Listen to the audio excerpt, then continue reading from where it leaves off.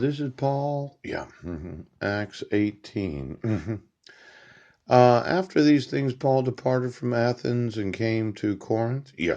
Found a certain Jew named Aquilia, born in Pontus, lately come from Italy, with his wife Priscilla, because that Claudius had commanded all Jews to depart from Rome and came unto them. And because he was of the same craft, he abode with them and wrought. For by their occupation they were tent makers. And he reasoned in the synagogue every Sabbath, and persuaded the Jews and the Greeks. And when Silas and Timotheus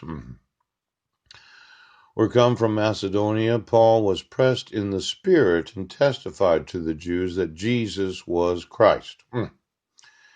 And when they opposed themselves and blasphemed, he shook his raiment and said unto them, Your blood is be upon your own heads. I am clean. From henceforth I will go unto the Gentiles.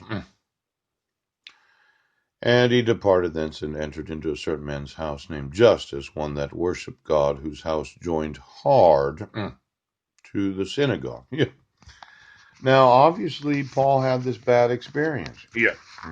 And just reading about it, he kind of shook his raiment, and said he was going to go to preach to the Gentiles, but he tried, and the Jews of that day, and quite possibly of this day. I mean, if you think about all the Jewish people, they don't want me going into their synagogue preaching to them.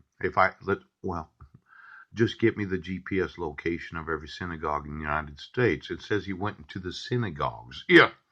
Now, I'm aware, that, no, even invited. What if I just walked in and started yelling at Jewish people about receiving Christ as their Savior? Yeah. Would that be well received? No. A lot of them would be offended at that. Yes. Now, and when they opposed themselves and blasphemed, shook his raiment and said unto them, Your blood be upon your own heads.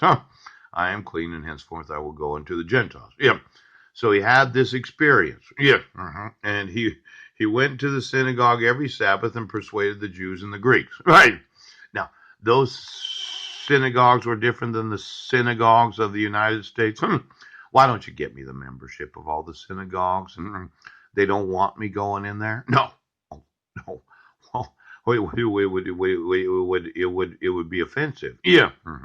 Well, that's what it said he did. Yes.